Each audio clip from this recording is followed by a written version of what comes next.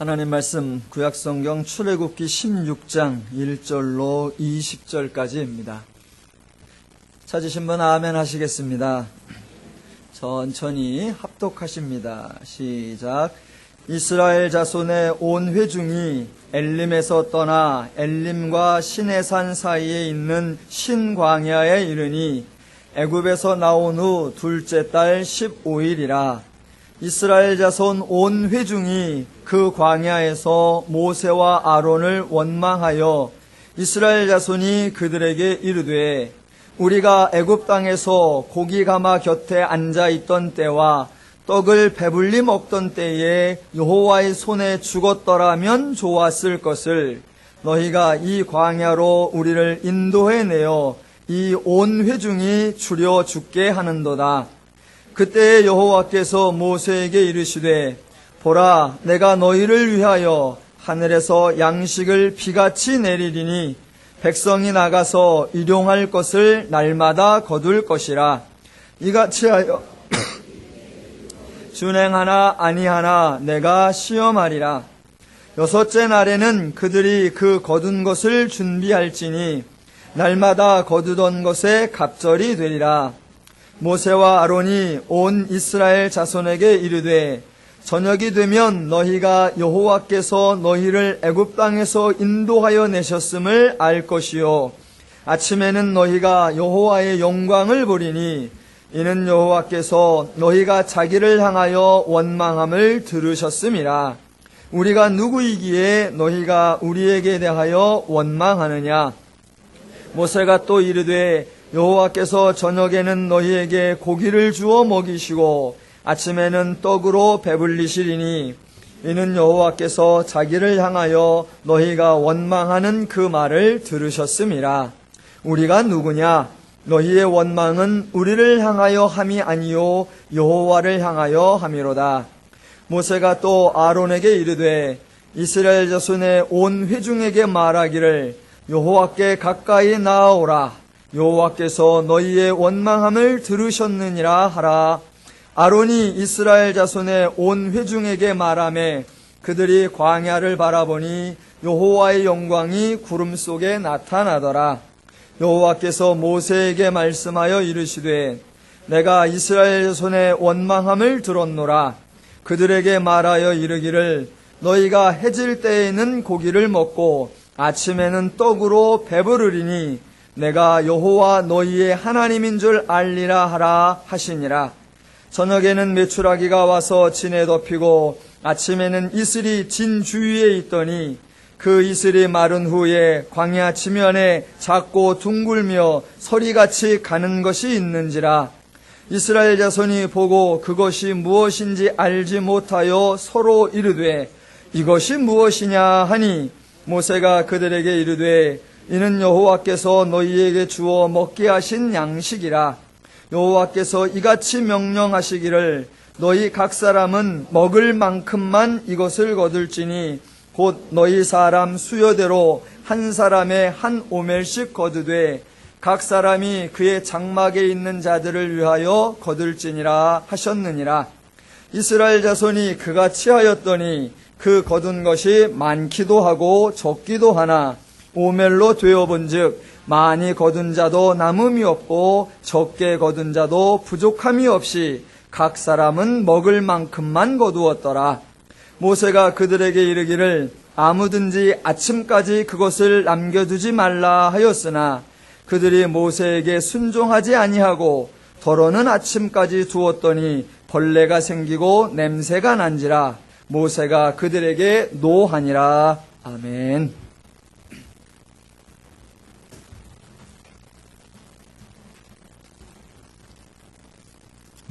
사람들이 종종 하는 말 중에 어떻게 그렇게 할 수가 있느냐 그런 말, 또는 사람이라면 그래서는 안 된다라는 말, 또는 있어서는 안 되는 일이 일어났다라는 말, 그런 표현들이 있습니다. 그런 말이 있다는 것은 이미 그런 행동, 그런 일이 일어났다는 것입니다. 이미 그런 일이 일어났는데 그런 일을 보면서 어떻게 그럴 수가 있느냐, 또는 있어서는 안 되는 일이다 라고 말하는 것은 정말 쓸모없는 어이없는 말입니다.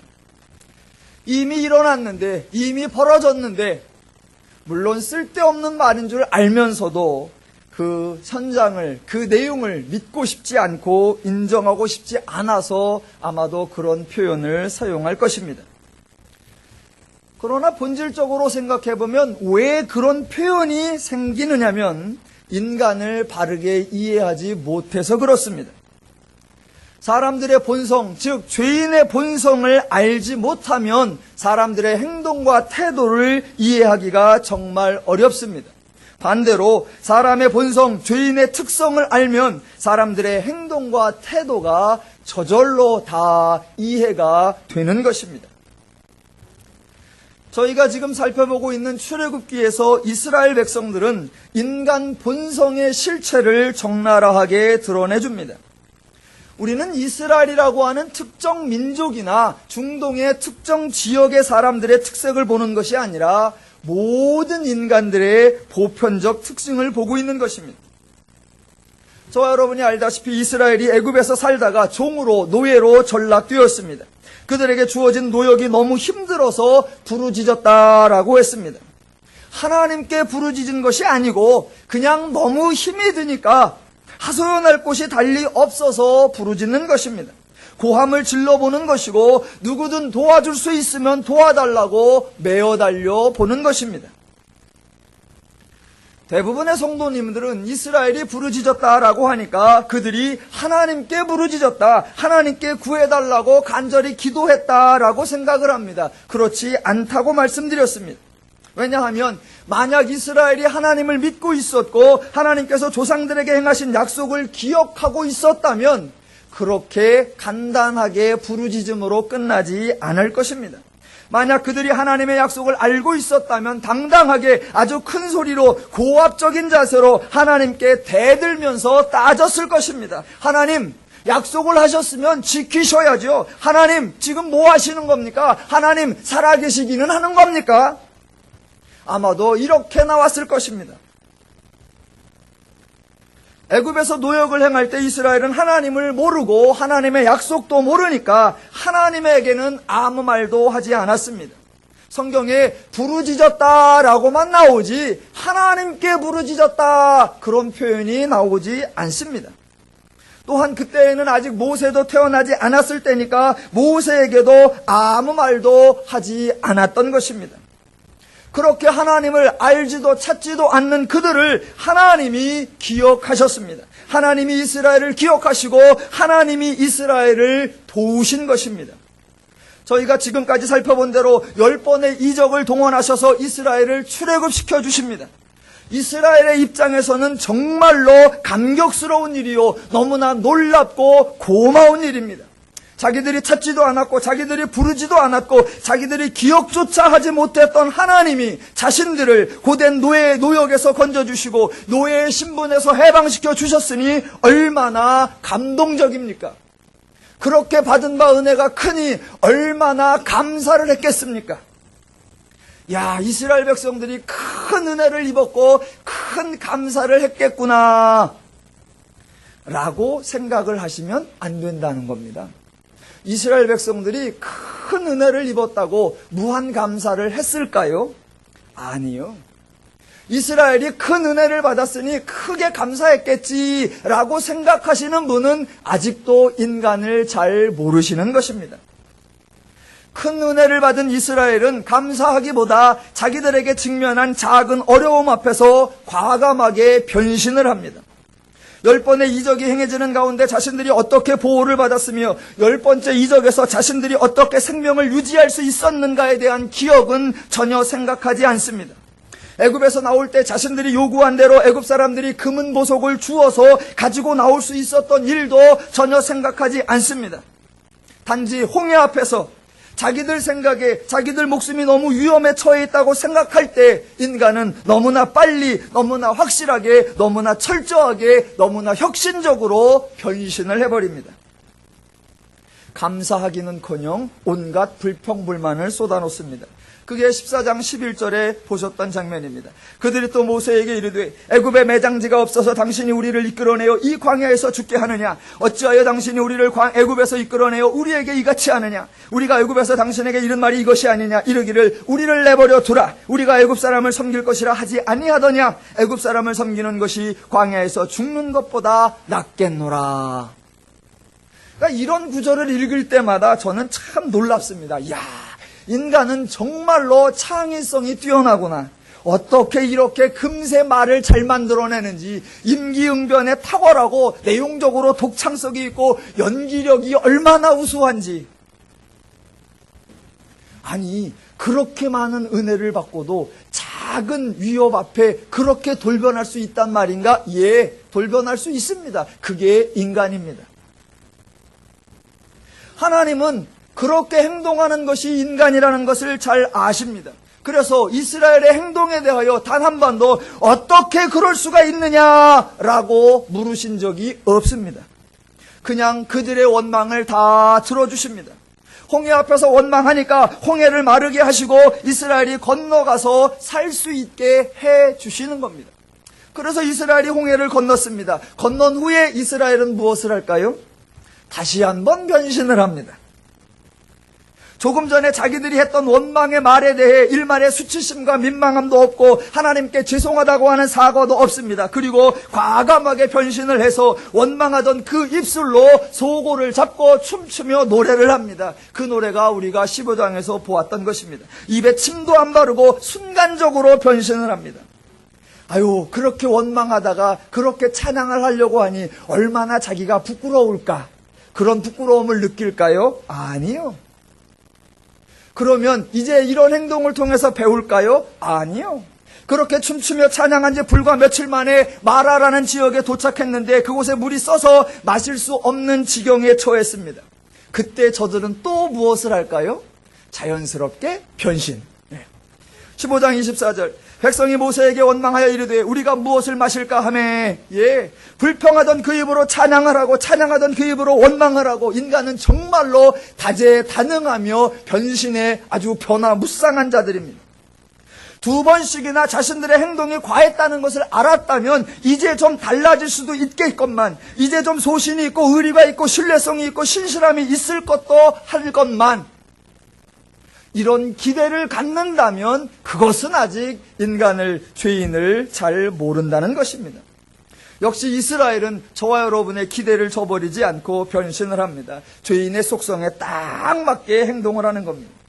그러니까 이런 인간들의 변화를 보시면서 어떻게 저럴 수가 있느냐라고 생각하시면 안 되고 어쩔 수가 없구나라고 이해를 하셔야 합니다. 한 가지 더 아셔야 할 것은 변신을 할 때마다 좀 더 치밀해지고 정교해지고 악한 쪽으로 변신을 한다면 점점 더 악해진다는 것을 기억하셔야 합니다. 그 또 다른 변신이 오늘 16장 2절입니다. 이스라엘 자손 온 회중이 그 광야에서 모세와 아론을 원망하여 이스라엘 자손이 그들에게 이르되 우리가 애굽 땅에서 고기 가마 곁에 앉아있던 때와 떡을 배불리 먹던 때에 여호와의 손에 죽었더라면 좋았을 것을 너희가 이 광야로 우리를 인도해내어 이 온 회중이 줄여 죽게 하는도다. 여러분, 성경은 참 재미있게 표현을 합니다.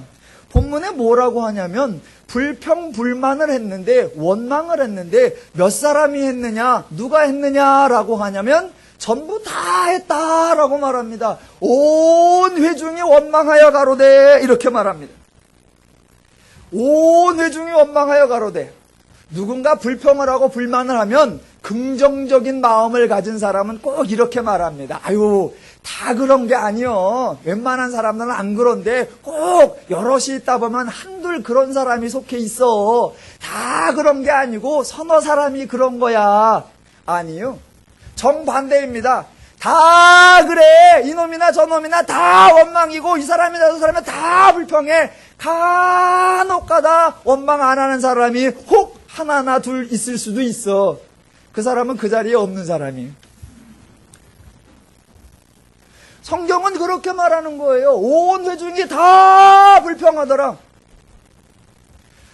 이스라엘 백성들이 여리고성을 정복한 후에 아이성을 정복할 때에 정복에 실패합니다. 그때 왜 실패했는가 하나님이 원인을 지적해 주시는데 여리고성을 정복하면서 전리품을 훔친 자가 있다라고 합니다. 누가 훔쳤을까 찾아내서 제비뽑기를 하는데 아간이 뽑힙니다. 그러면 많은 사람들은 딴 사람은 안 그랬는데 아간만 훔친 줄로 알아요. 아니요. 다 훔쳤어요. 다 훔쳤어. 그래서 제비는 아무나 뽑는 겁니다. 아무나 뽑혀도 다 뽑히는 거예요. 왜? 다 훔쳤으니까. 그게 성경이 우리에게 인간의 실체를 적나라하게 보여주는 겁니다. 더 나아가 인간이 원망을 하고 불평을 할 때에는 단지 있는 사실을 말하는 정도에서 그치는 것이 아니라 언제나 과장을 하고 왜곡을 하게 되어 있습니다. 우리 옛말에 이런 말이 있습니다. 입은 삐뚤어졌어도 말은 바르게 하라라는 말이 있는데 그 말 아무 소용없습니다. 입은 바르게 되어 있어도 말을 삐뚤어지게 하는 거, 그게 인간입니다. 예, 입이 바르게 되어 있어도 말을 삐뚤어지게 하는 거, 그게 인간이라고 하는 사실을 기억하셔야 한단 말입니다. 그래서 이스라엘 백성들이 엉뚱한 말을 합니다. 뭐라고 합니까? 애굽 땅에서 고기가마 곁에 앉아있던 때와 떡을 배불리 먹었을 때에. 물론 이게 엉뚱한 말이 아닐 수도 있습니다. 비록 이스라엘이 노예로 있기는 했었지만 매일 굶기만 했겠습니까? 혹시 바로왕의 생일날 태양절이라고 해서 떡과 고기를 주었을 수도 있으니까 그렇다 칩시다. 그런데 저들은 과장 정도가 아니라 왜곡하는 것도 주저하지를 않습니다. 뭐라고 말하냐면 더 나아가 애굽 땅에서 고기가마 곁에 앉아있던 때와 떡을 배불리 먹던 때에 여호와의 손에 죽었더라면 좋았을 것을. 아니 이건 웬 뜬금없는 소리입니까? 아니 이거는 단지 불평불만 정도가 아니고 과장의 정도가 아니고 엄밀한 왜곡입니다. 지독한 왜곡이에요. 왜? 여호와는 사람을 죽이겠다고 말씀하신 적이 없는 분이십니다. 여호와는 사람을 죽이는 분, 더군다나 먹고 등 따시게 있는 사람, 그런 사람을 죽이는 분이 아니라 죽음에 있는 자를 살려내시는 분이요 역경과 고난 속에 있는 자를 건져내시는 그런 하나님인데, 그 하나님을 향하여 내가 잘 먹고 잘 살 때에 여호와의 손에 죽었더라면, 아니요. 아니 자기들이 조금 힘들다고 없는 소리를 만들어내면 됩니까? 요렇게 말을 하면 아직 인간을 모르는 거라니까요. 사람들은 그렇게 해요.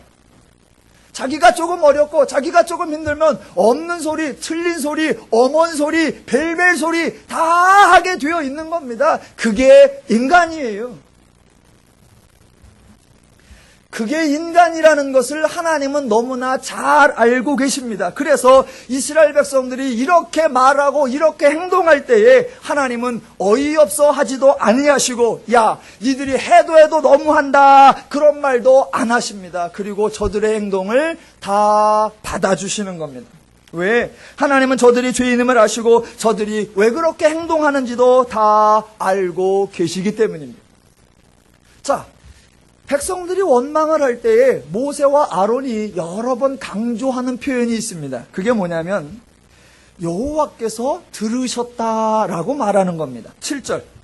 아침에는 너희가 여호와의 영광을 보리니 이는 여호와께서 너희가 자기를 향하여 원망함을 들으셨음이라. 8절. 모세가 또 이르되 여호와께서 저녁에는 너희에게 고기를 주어 먹이시고 아침에는 떡으로 배불리시리니 이는 여호와께서 자기를 향하여 너희가 원망하는 그 말을 들으셨음이라. 9절. 모세가 또 아론에게 이르되 이스라엘 자손의 온 회중에게 말하기를 여호와께 가까이 나오라. 여호와께서 너희의 원망함을 들으셨느니라. 여호와 자신께서도 또 말씀하십니다. 12절. 내가 이스라엘 자손의 원망함을 들었노라. 이스라엘이 하나님께 원망했습니다. 그렇다고 하나님이 실망도 안 하시고 어이없어도 안 하시고 낙심하지도 아니하시고 화도 내지 않습니다. 왜? 인간이 그럴 수밖에 없다는 것을 아시니까. 이스라엘은 왜 원망을 하느냐? 하나님을 모르니까. 왜 불평을 하느냐? 자신들의 운명이 어떻게 될지 모르니까. 그런 자들의 원망과 불평을 하나님이 들으셨다라고 합니다. 여러분, 하나님이 그런 원망을 들으셨다고 합니다. 들으셨으면 그 다음에 뭐 하셔야 됩니까? 그런 원망을 들으셨으면, 그런 불평을 들으셨으면 뭐 하셔야 돼요? 풀어주셔야지요. 들었으면 풀어주셔야지요. 4절. 그때 여호와께서 모세에게 이르시되 보라 내가 너희를 위하여 하늘에서 양식을 비같이 내리리니 백성이 나가서 일용할 양식을 일용할 것을 날마다 거둘 것이라. 예, 사람들이 원망을 합니다. 사람들이 원망을 하면 그 사람에게 원망하지 말라고 말하면 안 됩니다. 왜? 원망할 게 있어서 원망을 하니까. 원망하는 사람들에게는 원망하지 말라고 말할 것이 아니라 원망하는 일을 풀어주면 저절로 원망이 없어진단 말입니다. 그래서 홍해 앞에서 이스라엘 백성들이 원망을 하니까 하나님이 홍해를 건너지게 해주시는 겁니다. 홍해를 건너니까 원망이 없어지더라라는 것입니다. 마라에서 물이 쓰다고 원망을 하니까 하나님이 물을 달게 해주시는 겁니다. 물을 마실 수 있게 되니까 원망이 없어지더라는 것입니다. 신광야에서 먹을 것이 없다고 지금 원망을 합니다. 그랬더니 하나님이 어떻게 하신다고요? 그래, 먹을 것을 주겠다라고 말씀하시는 겁니다. 그러면 원망이 저절로 없어진단 말입니다. 그래서 4절에 양식을 주시겠다라고 말씀하시고 8절과 12절에 고기와 떡을 주시겠다라고 말씀을 하시는 겁니다. 원망을 하면 원망하지 말라고 말하는 것이 아니라 그 원망을 들어주시고 들으신 후에 그 원망거리를 해결해 주시는 것, 그것이 하나님의 방식이요 그것이 하나님의 원리인 것입니다. 말이 되잖아요. 지극히 정상적이잖아요. 원망이 나오는데 원망을 할 수밖에. 어떻게 하면 된다? 풀어주면 되죠. 플리즈, 제발 또 부탁을 드립니다. 우리 신앙을 왜곡하지 말자 그 말입니다. 원망하는 사람에게 하나님이 벌 주신다 그런 말이 어디 나오냐 말입니다. 불평하는 사람은 은혜를 못 받는다 그런 말이 어디 나오냐 말입니다. 아무리 힘들고 어려운 상황이라도 불평과 원망이 나올 만한 상황이라도 참고 인내하고 감사함으로 기다리면 복 주십니다 그런 말이 어디 나오냐 말입니다. 이스라엘이 홍해 앞에서 잘못했다고 회개하니까 그때서 홍해를 건넜나요? 아니요. 이스라엘이 원망한 것을 잘못했다고 하나님께 비니까 그때서 달라졌나요? 아니요. 이스라엘이 먹을 것이 없다고 원망하고 그 원망에 대한 대가를 철저하게 치르고 나서야 하나님이 먹을 것을 주셨나요? 아니요. 원망이 나오십니까? 원망하세요. 불평이 나오십니까? 불평하세요. 하나님은 들어주십니다. 그렇게 여러분의 원망과 불평을 다 들어주시고 해결해 주신 것이 저와 여러분이 구원받아 하나님의 자녀, 하나님의 성도가 되었다는 사실인 것을 기억하시기 바랍니다. 여러분, 신앙은 억지가 아닙니다. 신앙은 말도 안 되게 행동하는 것이 아닙니다. 신앙은 할 수 없는 것을 힘에 겹도록 해내는 것, 그런 것이 절대로 아니라는 것입니다. 세상에 없는 오직 기독교에만 있는 유일한 개념이 뭐냐면 은혜라고 하는 것입니다. 하나님의 은혜에는 절대로 조건이 없습니다. 잘 생각해 보십시오. 이스라엘 백성들이 아무리 원망해도 만나는 계속해서 내리고 저들이 아무리 불순종해도 물은 계속해서 흘러납니다. 하나님의 은혜에는 조건이라는 것이 절대로 없단 말입니다. 하나님이 인간을 시험해보고 시험에 통과하는 자에게만 조건적으로 주시는 거, 그런 거 없습니다. 4절 후반부를 봅시다. 백성이 나가서 일용할 것을 날마다 거둘 것이라. 이같이 하여 그들이 내 율법을 준행하나 아니하나 내가 시험하리라. 본문에 시험이라고 하는 표현이 등장한다고 해서 실제로 시험을 보고 테스트를 하고 자격 검사를 하는 것이라고 생각하면 안 된다고 말씀을 드렸습니다. 절대로 시험이 아닙니다. 왜냐하면 처음부터 조건 없이 주기로 작정되어 있던 것입니다. 앞으로 광야 생활 내내 살펴보겠지만 이스라엘 백성들이 하나님이 시키는 대로 안 합니다. 그렇게 시키는 대로 안 한다고 만나가 멈춘 적이 있느냐? 아니요. 시험에 통과한 사람만 만나를 거두고 먹을 수 있었느냐? 아니요. 모두 다 먹었단 말입니다. 이렇게 전혀 예상치도 못하고 기대하지도 못하고 자격이 없는 사람에게 무엇인가를 주어진다면 그것을 받은 사람의 반응이 어떻겠습니까? 기대도 안 하고 예상도 안 하고 원하지도 안 하고 바라지도 않았고 나는 그런 자격도 없다라고 생각하는 사람에게 무엇인가가 덜컹 내 앞에 주어진다면 뭐라고 하겠습니까? 그 반응, 그게 바로 13절과 15절입니다. 당연히 이렇게 반응이 나오는 겁니다. 13절부터 15절. 저녁에는 메추라기가 와서 진에 덮이고 아침에는 이슬이 진 주위에 있더니 그 이슬이 마른 후에 광야 지면에 작고 둥글며 서리 같은 것이 있는지라. 이스라엘 자손이 보고 그것이 무엇인지 알지 못하여 서로 이르되 이것이 무엇이냐. 마후. 그래서 그게 우리나라 말로 이제 만나라고 번역이 됩니다. 마후. 이것이 무엇이냐 하니 모세가 그들에게 이르되 이는 여호와께서 너희에게 주어 먹게 하신 양식이라. 예, 원하지도 바라지도 기대하지도 예상하지도 자격도 수준도 조건도 안 되는 그런 자에게 무엇인가가 뚝 떨어지면 그때 하는 말이 뭐다? 이게 뭐야? 이게 뭐야? 멋있는 말로 은혜라고 하고 풀어서 설명하면 이게 뭐야? 예. 은혜의 동의요. 이게 뭐야? 여러분 은혜 받으셨습니까? 이게 뭐야? 받으셨습니까? 그게 은혜예요. 왜? 원하지도 바라지도 찾지도 구하지도 자격도 조건도 수준도 안 되는 자에게 덜컥 와 있으니 보는 순간 놀랄 수밖에, 보는 순간 당황할 수밖에, 보는 순간 감동할 수밖에, 보는 순간 이해를 못할 수밖에. 그래서 하는 말, 이게 뭐야? 이것이 무엇이냐? 그걸 뭐라고 한다? 은혜다라고 말하는 거예요. 은혜다. 이 은혜가 하나님의 원리요, 이 은혜가 하나님의 방식이요, 이 은혜가 하나님의 일하심인 줄 믿으시기 바랍니다. 하나님의 은혜에는 자격, 조건, 시험 이런 거 없습니다. 자, 그렇다면 하나님은 만나를 왜 주셨을까요?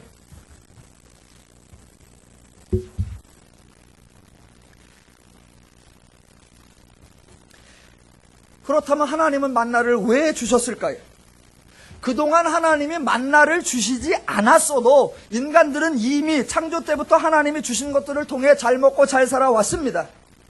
광야에서 농사를 지을 수 없고 채취할 식물이 부족하니까 하나님이 특수 식물을 공급하시는 것일까요? 아니요. 하나님이 만나를 주시는 이유는 단지 먹을 것을 공급하시는 것이 아닙니다. 만나뿐만이 아니라 하나님이 행하시는 모든 사역의 근본적 목적은 언제나 하나님을 알게 하시는 것, 바로 그것입니다.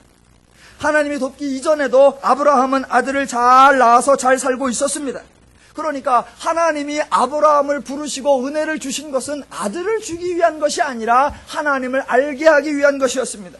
출애굽하기 이전에도 이스라엘은 애굽에서 살고 있었습니다. 그런 그들을 출애굽시킨 이유도 하나님을 알게 하기 위해서이지 땅을 주기 위해서가 아닙니다. 만나를 주신 것도 마찬가지. 그래서 그 목적이 12절에 나와 있습니다. 내가 이스라엘 자손의 원망함을 들었노라. 그들에게 말하여 이르기를 너희가 해질 때에는 고기를 먹고 아침에는 떡으로 배부르리니 내가 여호와 너희의 하나님인 줄 알리라 하라 하시니라. 예, 만나는요 처음부터 주어진 것도 아니었고 또 영원토록 주어질 것도 아닙니다. 광야 기간에만 잠시 주어지는 하나님의 특별한 사역입니다. 그렇다면 왜 이것이 등장하느냐? 그 이유는 하나님을 알게 하기 위해서. 광야에서 사람들이 먹을 것이 없어서 불평했다고 합니다. 여러분, 먹을 것이 없다고 당장에 불평하는 사람은 없습니다. 일단 먹을 것이 없으면 참습니다. 먹을 게 없으면 참는 수밖에. 아이고 배가 고프네, 아유 허전하네, 이거 뭔가 좀 굶기가 도네, 이거 참습니다. 조금 참다가 이제 못 참을 만하면 뭐합니까? 대책을 세우죠. 이제 어디 가서 뭘 좀 주워와야 되나, 어디 가서 뭘 좀 훔쳐와야 되나, 어디 가서 뭘 좀 얻어먹어야 되나, 그렇게 대책을 세워봅니다. 그러다가 참지도 못하고 대책도 세울 수 없을 때 그때 이제 불평과 불만, 원망이 시작되는 겁니다. 즉 자신들의 생각에 더 이상 대책이 없다고 생각할 때 그때부터 원망이 시작되는 겁니다. 사람은 탈출구가 있고 대안이 있으면 언제나 그것을 하기 마련입니다. 언제 우느냐? 더 이상 방법이 없을 때 사람들이 운다고 그랬습니다. 그렇게 울다가도 갑자기 뭐가 생각나면 우는 걸 중단하고 뛰어가기 마련입니다. 그러니까 더 이상 어찌해 볼 수가 없을 때 울기도 하고 원망도 하고 불평도 합니다. 원망한다고 운다고 뭐가 해결되느냐? 안 됩니다. 그런데 왜 울고 원망하느냐? 그거라도 안 하면 미쳐버릴 것 같으니까. 그래서 그냥 울고, 그래서 그냥 원망하고 불평하는 거란 말입니다. 그런데 하나님의 은혜가 언제 등장하느냐? 바로 그때 등장한단 말입니다. 자, 잘 생각하십시오. 하나님의 은혜가 언제 등장하느냐? 더 이상 참지도 못하고 더 이상 견딜 수도 없을 때 그때 등장합니다 라고 말하면 기독교에 대하여 불만을 가진 사람들이 꼭 이렇게 말합니다. 야 씨, 하나님이 무진장 치사하다. 그거 주실려면 진작 주지. 어차피 주실 건데 좀 미리 주지. 아니, 그래, 인간으로 하여금 자기 바닥을 다 드러내고 자기 본성을 다 드러낼 때까지 그렇게 치사하게 인간을 다 까발린 후고 난 후에 그때 주면 고소하냐?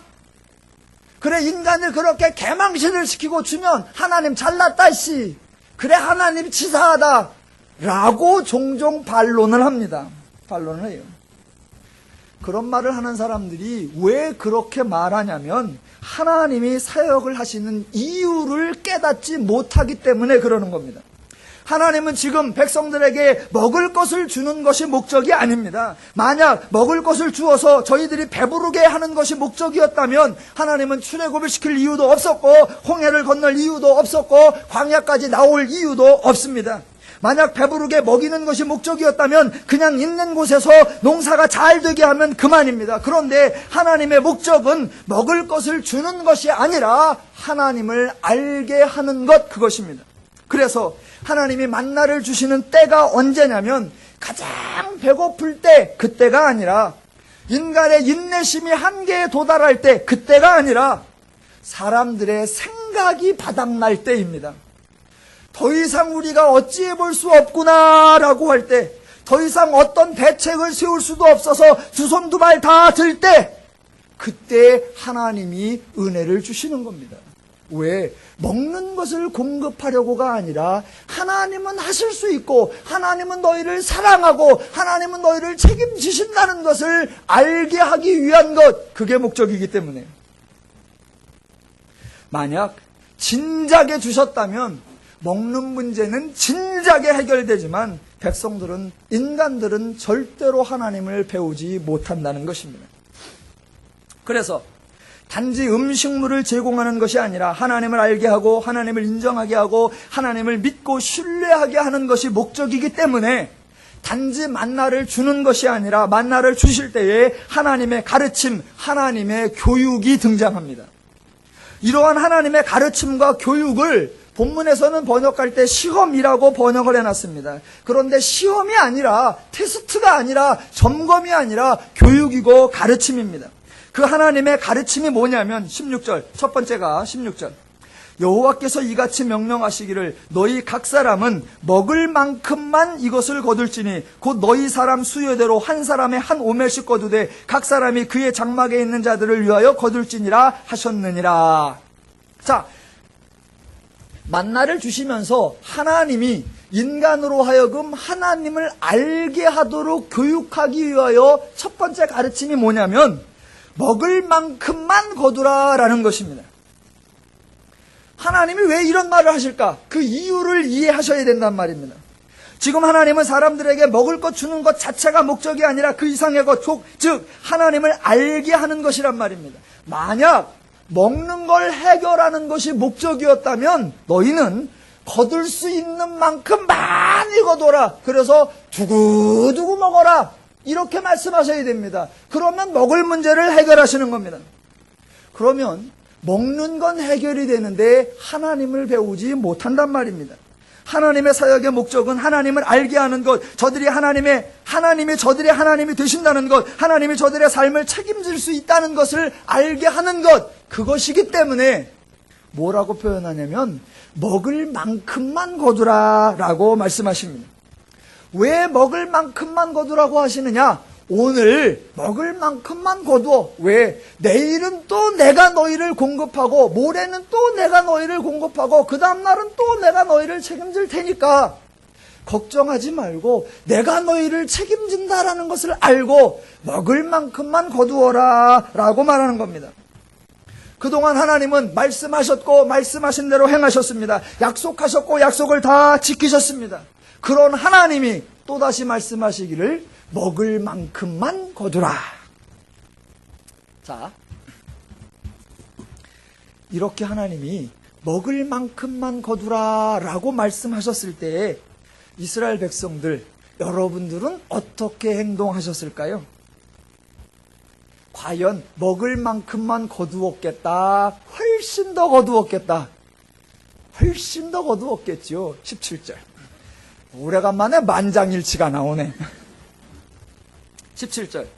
이스라엘 자손이 그같이 하였더니 그 거둔 것이 많기도 하고 적기도 하나 오멜로 되어본즉 많이 거둔 자도 남음이 없고 적게 거둔 자도 부족함이 없이 각 사람은 먹을 만큼만 거두었더라.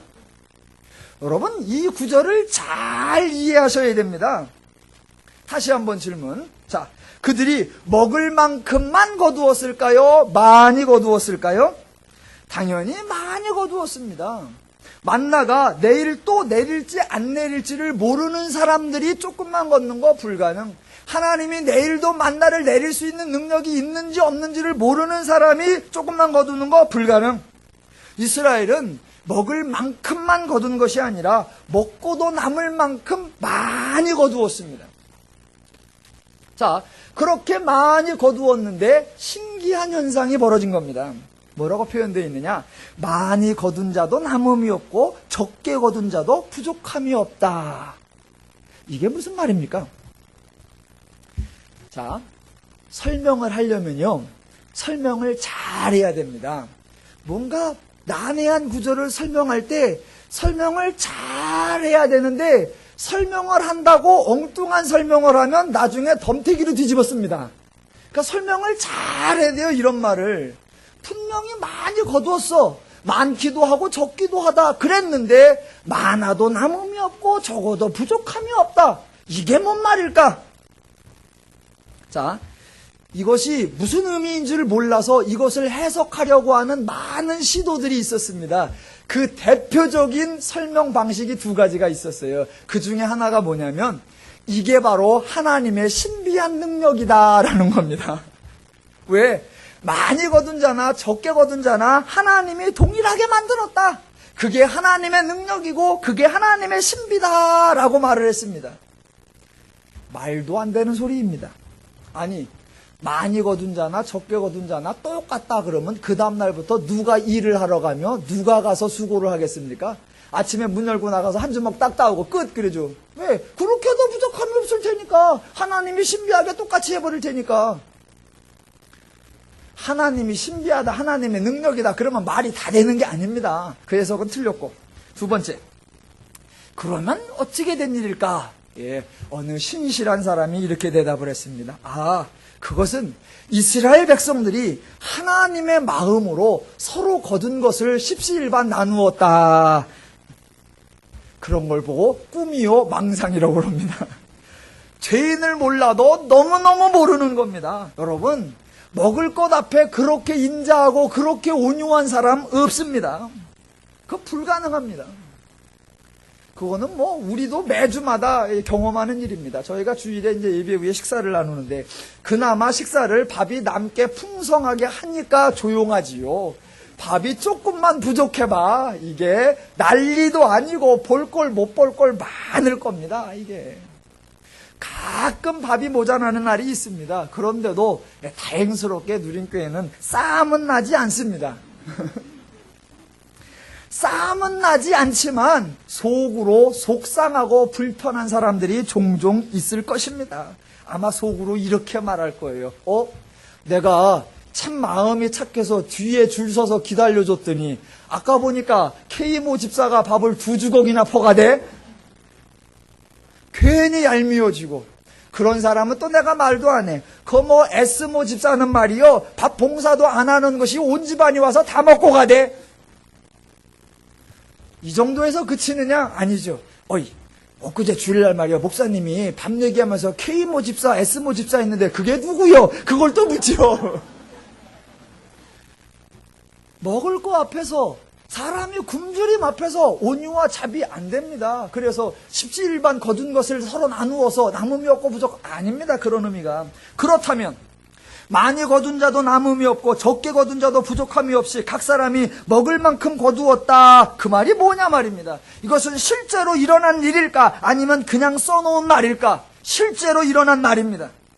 그렇다면 정말로 저들이 딱 먹을 만큼만 거두었다는 말일까? 아니요. 정말로 저들이 딱 먹을 만큼만 거두었다라는 말이 아니라 결과적으로는 그렇게 되었다라는 말입니다. 저들은 많이 거두었습니다. 실제로는 자신이 먹을 만큼에서 적게 거둔 사람은 하나도 없습니다. 그러니까 본문에서 적게 거두었다, 그 사람은 먹을 만큼에서 적게 거둔 게 아니라 많이 거둔 자에 비하면 적게 거뒀다예요. 그러니까 가장 조금 거둔 사람도 지 먹을 만큼은 다 거둔 겁니다.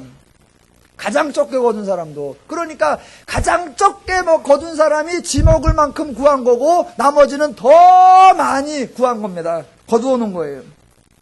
자, 그래서 결과적으로 모든 사람이 다 자신이 먹을 양보다 많이 거두었는데 결과적으로는 많이 거둔 자도 남음이 없고 적게 거둔 자도 부족함이 없게 되었습니다. 실제로.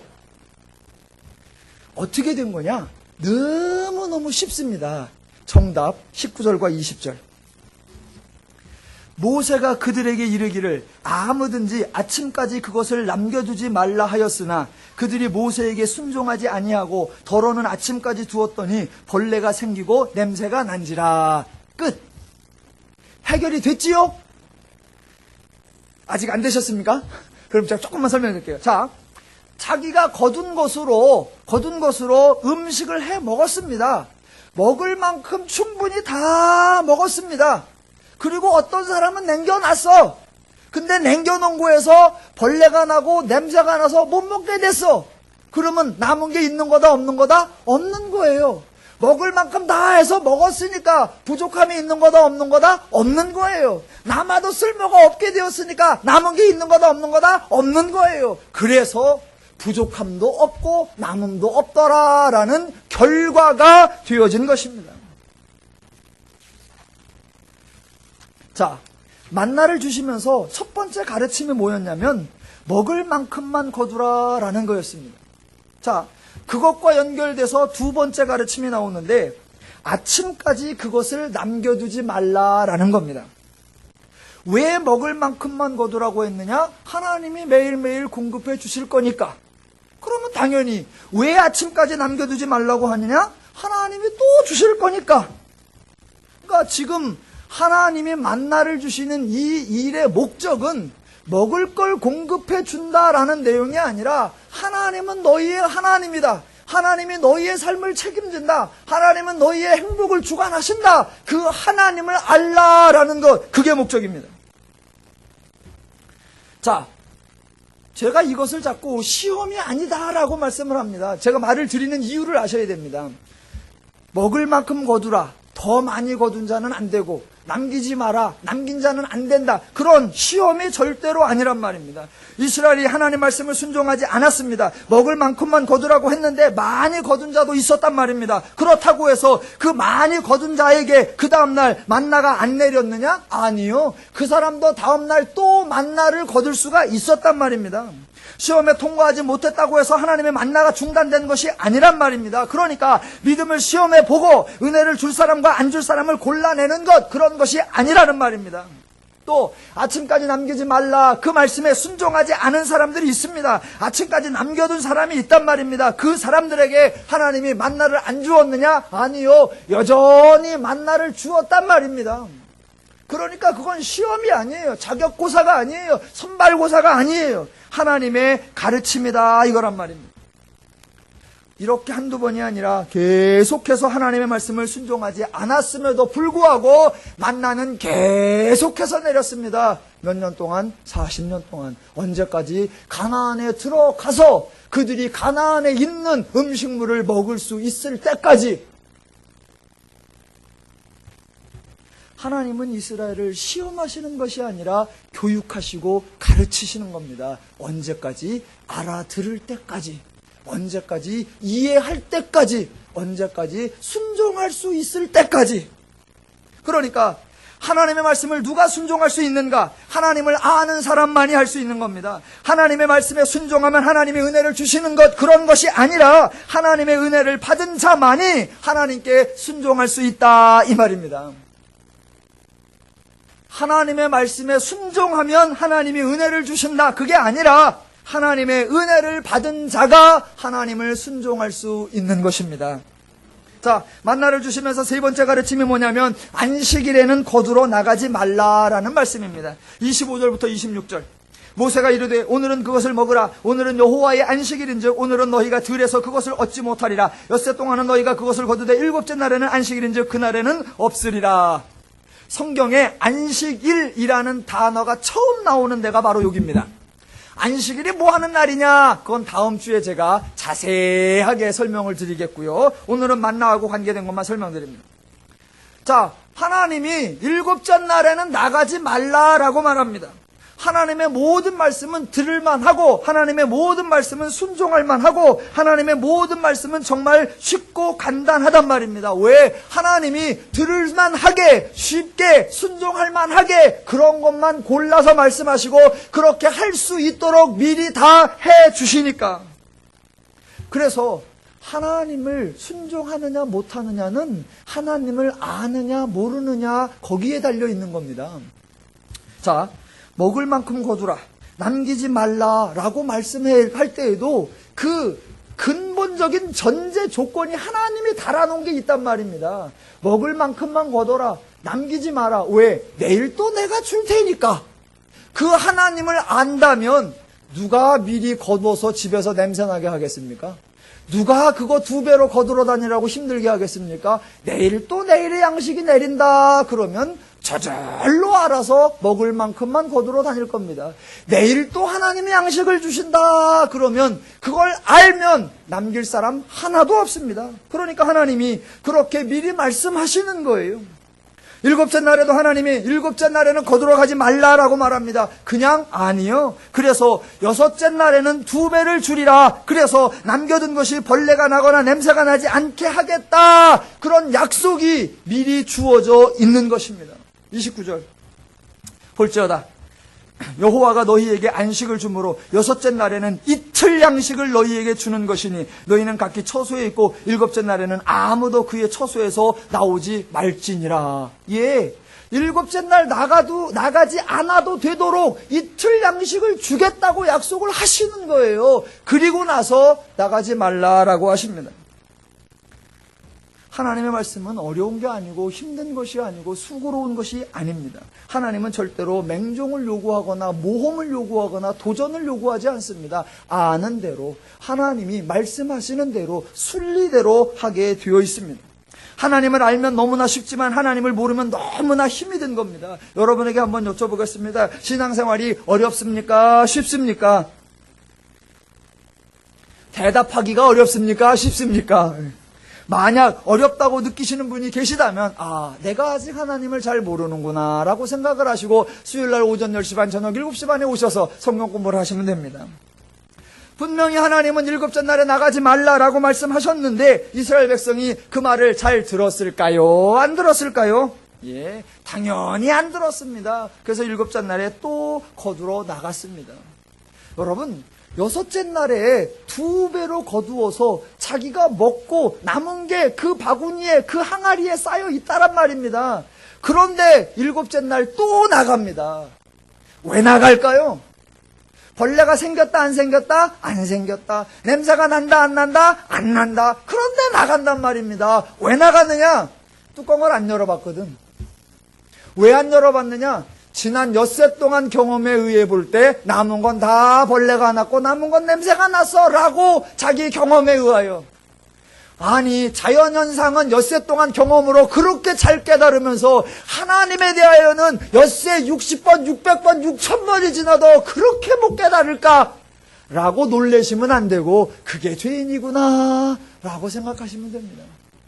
죄인이 그렇게 하나님을 깨닫기가 힘든데 내가 여기에 와 있구나, 내가 하나님을 믿고 있구나, 이게 엄청난 은혜를 받으신 줄로 믿으시기 바랍니다. 은혜라는 말이 뭐라고요? 이게 뭐야? 라고 했죠. 그래서 제가 하나 생각해낸 게 있습니다.